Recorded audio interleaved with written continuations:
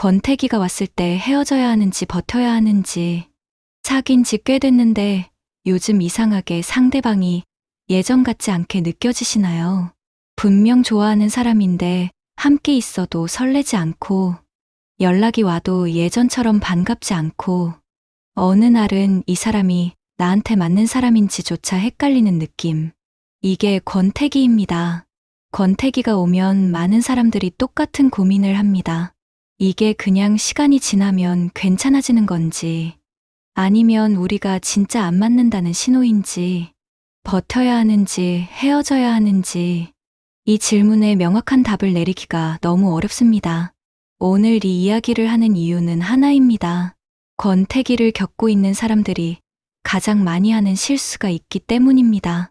그건 권태기인지 진짜 한계인지를 구분하지 못한 채 결정을 내리는 겁니다.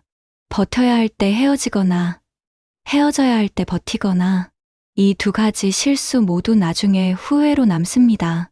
권태기는 왜 오는 걸까요? 처음 만났을 때를 생각해보면 상대방이 숨만 쉬어도 설렜습니다. 문자 하나에 심장이 뛰고 같이 있는 것만으로도 시간이 순식간에 지나갔습니다. 그런데 시간이 지나면 그 감각이 줄어들기 시작합니다. 이게 당연한 겁니다. 초기 연애의 설렘은 뇌에서 도파민이 폭발적으로 분비되기 때문에 일어납니다. 새로운 자극, 예측 불가능한 상황, 처음 경험하는 감정들이 뇌를 흥분시키는 겁니다. 그런데 이 상태는 영원히 지속될 수 없습니다. 뇌가 그 자극에 익숙해지기 시작하면 도파민 분비가 줄어들고 설렘이 줄어드는 느낌이 오는 겁니다. 즉, 권태기는 두 사람이 문제가 있어서 오는 게 아니라 인간의 뇌가 자극에 적응하는 과정에서 자연스럽게 찾아오는 겁니다. 이걸 모르면 설렘이 줄어든 순간을 우리가 안 맞는다는 신호로 착각하게 됩니다. 그렇다면 권태기는 무조건 버텨야 하는 걸까요? 그것도 아닙니다. 여기서 중요한 구분이 필요합니다. 권태기와 진짜 한계는 다릅니다. 권태기는 감정이 식은 상태입니다. 상대방이 싫어진 게 아니라 익숙해진 겁니다. 반면 진짜 한계는 감정이 식은 게 아니라 상대방 자체가 싫어진 상태입니다. 이 두 가지는 느낌이 비슷해 보이지만 완전히 다른 겁니다. 권태기 상태에서는 상대방이 특별히 뭔가를 해주면 예전 감정이 살아나는 느낌이 납니다. 오랜만에 여행을 가거나 새로운 경험을 함께 하거나 오랜만에 진지한 대화를 나누면 아, 이 사람이랑 있는 게 좋구나 하는 감각이 돌아옵니다. 하지만 진짜 한계 상태에서는 상대방이 뭘 해줘도 크게 달라지지 않습니다. 오히려 잘해줄수록 부담스럽거나 미안하거나 불편한 감정이 앞섭니다. 이걸 체크해보는 방법이 있습니다. 만약 내일 상대방과 헤어진다고 가정했을 때 어떤 감정이 드는지 솔직하게 들여다보는 겁니다. 후련함이 먼저 든다면 권태기가 아닐 가능성이 높습니다. 하지만 후련함보다 아쉬움이 크거나 막상 생각하니 잃고 싶지 않다는 감각이 든다면 권태기일 가능성이 높습니다. 실제로 이런 일이 있었습니다. 5년 넘게 만난 커플이 있었습니다. 여자 쪽이 먼저 권태기를 느꼈습니다. 예전엔 그 사람 생각만 해도 미소가 지어졌는데 요즘은 연락이 와도 별 감흥이 없고 같이 있어도 시간이 느리게 가는 느낌이 들었습니다. 주변 친구들한테 말하니까 그거 그냥 헤어지면 되는 거 아니야 하는 말이 돌아왔습니다. 그런데 그 사람은 쉽게 결정을 내리지 못했습니다. 헤어지는 걸 상상하면 후련하다는 감각보다 허전하다는 감각이 먼저 왔기 때문입니다. 그래서 결정을 미루다가 어느 날 상대방한테 솔직하게 털어놨습니다. 요즘 내가 너한테 예전만큼 설레지 않는 것 같아서 혼자 고민이 많았어.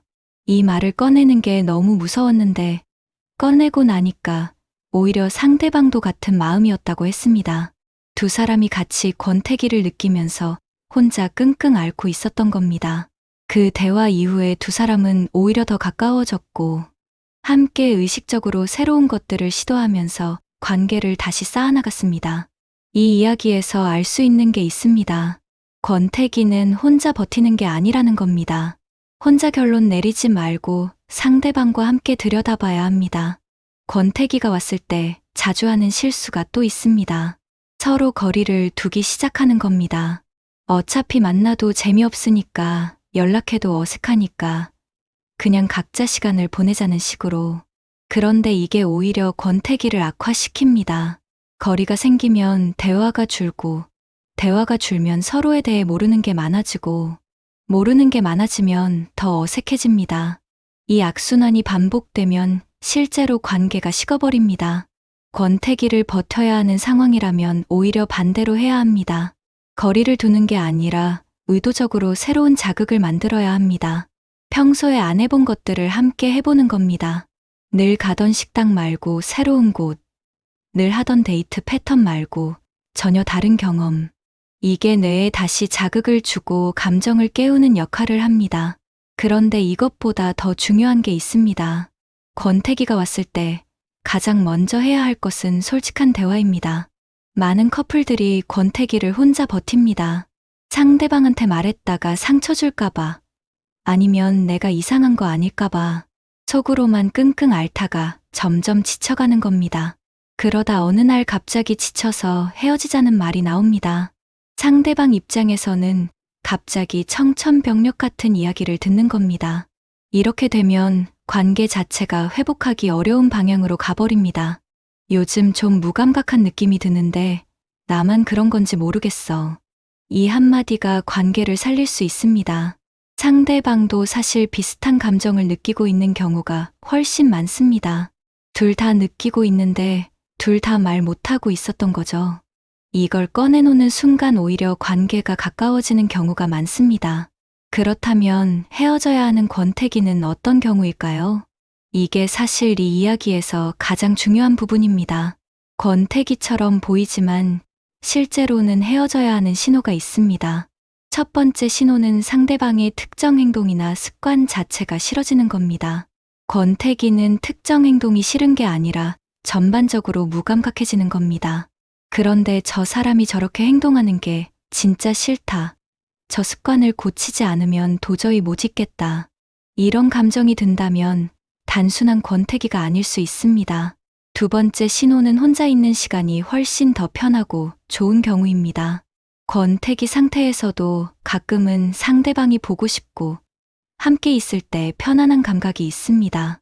하지만 상대방이 없을 때가 훨씬 더 자유롭고 좋고 상대방이 연락해오면 솔직히 귀찮다는 감정이 든다면 이건 다른 신호일 수 있습니다. 세 번째 신호는 미래를 함께 그리는 게 더 이상 설레지 않는 겁니다. 권태기 상태에서도 함께 나중에 어딜 가자, 이런 걸 해보자 하는 이야기를 할 때 막연하게나마 기대감이 있습니다. 하지만 미래에 대한 이야기가 나왔을 때 속으로 이 사람과 그게 될까 하는 회의감이 크다면, 그리고 그 회의감이 이미 오래됐다면 이건 한 번쯤 진지하게 생각해봐야 하는 신호입니다. 네 번째 신호는 상대방을 위해 노력하고 싶은 마음이 사라진 겁니다. 연애에서 노력은 사랑의 표현입니다. 힘들어도 더 잘해주고 싶고 상대방이 좋아하는 걸 해주고 싶은 마음. 이게 있어야 관계가 유지됩니다. 그런데 이 마음이 완전히 사라졌을 때, 더 잘해주고 싶다는 감각 자체가 없을 때, 이건 권태기라기보다 관계의 끝에 가까워진 신호일 수 있습니다. 반대로 이런 신호들이 없다면 버텨볼 가치가 있습니다. 상대방이 싫어진 게 아니라 그냥 익숙해진 것뿐이라면, 함께하는 시간이 무감각하지만 그렇다고 불편하진 않다면, 미래에 대한 이야기를 할 때 아직 기대감이 조금이라도 남아있다면 이건 권태기입니다. 그리고 권태기는 함께 노력하면 충분히 넘을 수 있습니다. 권태기를 넘은 커플들이 공통적으로 하는 이야기가 있습니다. 그 시기를 함께 넘고 나니까 오히려 더 단단해졌다는 겁니다. 설레는 감정이 편안한 감정으로 바뀌고 그 편안함이 사실 더 깊은 사랑이었다는 걸 나중에 알게 됐다는 겁니다. 설렘이 전부가 아닙니다. 처음에 두근거림이 사라졌다고 해서 사랑이 식은 게 아닙니다. 두근거림이 편안함으로 바뀌는 것, 그게 관계가 깊어지는 겁니다. 그 과정이 권태기처럼 느껴질 수 있지만 사실 그건 관계가 다음 단계로 넘어가는 과정일 수 있습니다. 하지만 반대로 권태기인 줄 알고 억지로 버티다가 나중에서야 진작 헤어졌어야 했는데 하고 후회하는 사람들도 있습니다. 억지로 버티는 시간이 길어지면 두 사람 모두에게 상처가 깊어집니다. 그래서 자신의 감정을 솔직하게 들여다보는 게 무엇보다 중요합니다. 또 한 가지 짚어봐야 할 게 있습니다. 권태기가 오면 많은 사람들이 다른 사람에게 눈이 가기 시작합니다. 지금 연인이 아닌 다른 누군가가 설레 보이는 겁니다. 이걸 보고 아, 나 지금 이 사람이 싫어진 거구나 하고 착각하는 경우가 많습니다. 그런데 이것도 구분이 필요합니다. 권태기 상태에서는 뇌가 자극을 갈망하기 때문에 새로운 사람에게서 초기 연애의 설렘을 느끼는 겁니다. 이건 현재 연인과의 관계가 잘못됐다는 신호가 아닙니다. 뇌가 새로운 자극에 반응하는 자연스러운 현상입니다. 이걸 상대방에 대한 감정이 식었다고 혼동하면 안 됩니다. 권태기를 겪으면서 다른 사람에게 눈이 간다면 그 감정을 행동으로 옮기기 전에 지금 현재 연인과의 관계를 먼저 정리하는 게 맞습니다. 흔들린다는 사실이 부끄러운 게 아닙니다. 그 흔들림에 어떻게 반응하느냐가 중요한 겁니다. 권태기가 왔을 때 가장 피해야 할 것이 하나 있습니다. 충동적인 결정입니다. 권태기의 한복판에 있을 때는 모든 게 부정적으로 보입니다. 이 사람이랑 있으면 왜 이렇게 재미없지? 이게 맞는 건가? 이런 감정이 극으로 치달을 때 헤어지자는 말이 나오는 경우가 많습니다. 그런데 그 감정이 가장 격할 때 내린 결정이 나중에 후회로 남는 경우가 많습니다. 적어도 감정이 조금 안정됐을 때, 그리고 상대방과 한 번이라도 솔직하게 이야기해 본 이후에 결정을 내려도 늦지 않습니다. 결국 이 모든 이야기를 한마디로 줄이면 이렇습니다. 권태기가 왔을 때 먼저 해야 할 일은 헤어질지 버틸지를 결정하는 게 아닙니다. 지금 내 감정이 정확히 어떤 건지를 솔직하게 들여다보는 겁니다. 상대방이 싫어진 건지, 그냥 익숙해진 건지, 노력하고 싶은 마음이 아직 남아있는지, 완전히 사라졌는지, 미래를 함께 그리는 게 부담인지, 아직 기대가 있는지, 이 질문들에 솔직하게 답해보면 권태기인지 한계인지가 조금씩 보이기 시작합니다. 권태기를 겪고 있다면 혼자 결론 내리지 마세요. 상대방과 이야기해보세요. 느껴지는 걸 솔직하게 꺼내보세요. 그 대화가 불편해도 피하지 마세요. 권태기를 함께 넘은 커플은 그 이야기를 나눈 이후로 더 가까워졌다고 말합니다. 그리고 만약 솔직하게 들여다봤을 때 이건 권태기가 아니라는 확신이 든다면 그때는 용기 있게 결정을 내리는 것도 자신을 위한 일입니다. 질질 끌수록 두 사람 모두 더 힘들어집니다. 권태기가 왔다고 해서 이 관계가 끝난 게 아닙니다. 하지만 권태기가 왔다는 사실을 외면한다고 해서 저절로 해결되지도 않습니다. 지금 이 감정을 정면으로 마주하는 것, 그게 이 관계를 위해 할 수 있는 가장 솔직한 일입니다. 권태기를 겪고 있는 사람들이 공통적으로 하는 말이 있습니다. 이 사람이 싫은 건 아닌데 설레지 않아. 이 말이 핵심입니다. 싫은 건 아니라는 말 안에 답이 있습니다. 싫지 않은데 설레지 않는 것, 그게 권태기입니다. 싫고 설레지 않는 것, 그건 끝에 가까운 겁니다. 이 차이를 자신의 감정에서 정확히 구분하는 게 쉽지 않습니다. 왜냐하면 권태기가 깊어질수록 상대방이 싫어지는 느낌이 들기 시작하거든요. 그래서 판단이 흐릿해집니다. 권태기가 심할 때는 상대방의 작은 행동 하나하나가 다 신경 쓰입니다. 예전엔 귀여웠던 습관이 이제는 거슬리고, 예전엔 편했던 말투가 이제는 짜증스럽게 느껴집니다. 이걸 보고 내가 이 사람을 싫어하게 됐구나 하고 단정 짓기 쉽습니다. 그런데 이 감각도 점검해 볼 필요가 있습니다. 이 거슬림이 그 사람 자체에 대한 감정인지, 아니면 지쳐있고 무감각한 상태에서 작은 것들이 크게 느껴지는 건지를요. 피곤하고 스트레스 받을 때 별것도 아닌 일에 예민해지는 것처럼 권태기 상태에서도 상대방의 작은 것들이 크게 느껴질 수 있습니다. 그렇다고 모든 거슬림을 권태기 탓으로 돌리면 안 됩니다. 진짜 맞지 않는 부분이 있을 수도 있습니다. 핵심은 그 거슬림이 예전에도 있었던 건지 아니면 권태기가 온 이후에 생긴 건지를 따져보는 겁니다. 예전엔 괜찮았는데 요즘 들어 더 신경 쓰인다면 권태기의 영향일 가능성이 높습니다. 예전부터 계속 힘들었는데 참고 있었다면 다른 문제일 수 있습니다. 오래 사귄 커플들 사이에서 권태기가 터지는 패턴이 있습니다. 보통 크게 싸운 후에 화해하고 잘 지내다가 어느 순간부터 싸울 에너지도 없어지는 시기가 옵니다. 싸우지도 않고 그냥 조용히 지내는데 그 조용함이 평화가 아니라 무관심에서 오는 조용함입니다. 서로 신경 쓰기가 귀찮아진 겁니다. 이 시기가 위험합니다. 싸우지 않으니까 겉으로는 관계가 괜찮아 보이는데 실제로는 서로에 대한 관심이 점점 줄어들고 있는 상태입니다. 이게 방치되면 어느 날 갑자기 한쪽이 지쳐서 헤어지자는 말을 꺼냅니다. 상대방은 갑작스럽다고 느끼지만 사실은 오래전부터 조금씩 멀어지고 있었던 겁니다. 이 패턴을 막으려면 무관심한 평화가 아니라 의식적인 관심이 필요합니다. 오늘 어떤 하루였어 라는 말 한마디, 상대방이 좋아하는 것을 기억해서 챙겨주는 작은 행동, 이런 것들이 관계의 온기를 유지시켜줍니다. 귀찮더라도 이걸 의식적으로 하느냐 안 하느냐가 권태기를 넘느냐 못 넘느냐를 가릅니다. 권태기가 왔을 때 연인 사이에서 오가는 말 중에 가장 상처가 되는 말이 있습니다. 나 요즘 내가 예전만큼 안 좋아지는 것 같아. 이 말을 들은 사람은 엄청난 충격을 받습니다. 하지만 이 말이 반드시 끝을 의미하지는 않습니다. 이 말이 나왔다는 건 아직 이 관계에 대해 이야기할 의지가 있다는 뜻이기도 합니다. 완전히 포기한 사람은 이런 말조차 꺼내지 않습니다. 그냥 서서히 멀어지거나 어느 날 갑자기 끝내버립니다. 그래서 이 말이 나왔을 때 관계를 살릴 가능성이 아직 있습니다. 그 말을 들었을 때 방어적으로 반응하거나 상처받아서 역공을 하는 대신 그 감정을 함께 들여다보려는 자세가 필요합니다. 왜 그런 느낌이 드는지, 내가 뭔가 달라진 건지, 우리가 뭔가 달라진 건지를 함께 이야기해보는 겁니다. 권태기를 넘어서 더 깊은 관계로 간 커플들은 한 가지 공통점이 있습니다. 그 시기에 도망가지 않았다는 겁니다.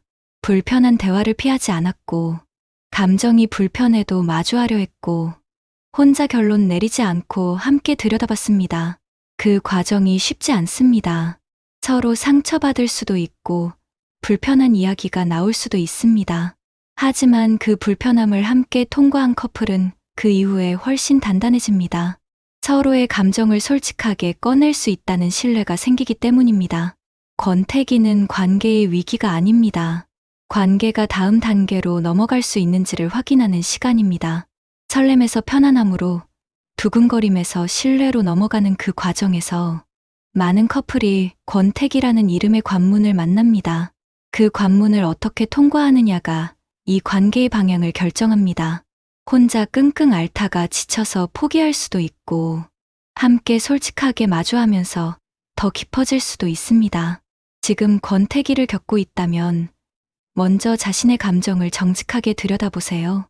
그리고 그 감정을 혼자 사귀지 말고 상대방과 나눠보세요. 그 대화 하나가 관계를 바꿀 수 있습니다.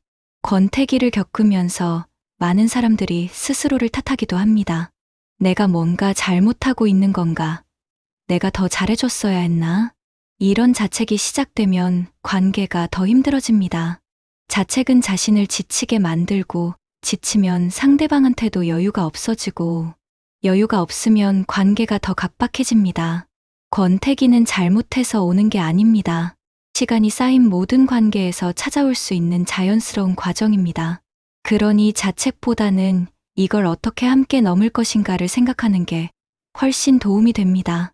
그리고 한 가지 더, 권태기를 겪는다고 해서 이 사람을 사랑하지 않는다는 뜻이 아닙니다. 설렘이 없다고 해서 감정이 없는 게 아닙니다. 깊어진 감정은 처음의 설렘처럼 요란하게 드러나지 않습니다. 조용하게, 묵직하게, 그 사람이 없으면 허전한 형태로 남아 있습니다.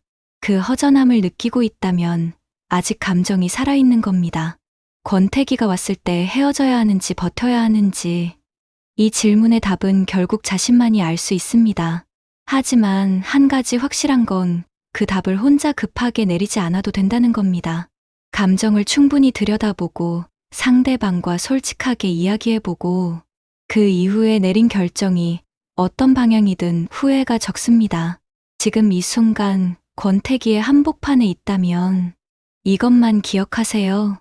이 불편한 감정을 마주하는 용기가 관계를 바꿉니다. 이 불편함을 외면하지 않고 정면으로 마주하는 것, 그게 관계를 살리는 첫걸음입니다. 그리고 그 용기가 쌓인 관계는 어지간한 바람에 흔들리지 않습니다. 도망가지 않고 들여다보는 것, 그게 시작입니다. 지금 이 순간 그 용기를 내보시길 바랍니다. 권태기 상태에서 자신의 감정을 점검하는 또 하나의 방법이 있습니다. 상대방이 많이 아프다는 소식을 들었을 때 어떤 감정이 드는지 상상해 보는 겁니다. 걱정이 앞서고 달려가고 싶다는 마음이 든다면 아직 감정이 살아있는 겁니다. 별로 신경이 안 쓰인다면 이미 감정이 많이 정리됐을 가능성이 있습니다. 이 상상 하나가 지금 내 감정의 온도를 가늠하는 데 도움이 됩니다. 권태기를 넘기 위해 실질적으로 해볼 수 있는 것들을 이야기해 드리겠습니다.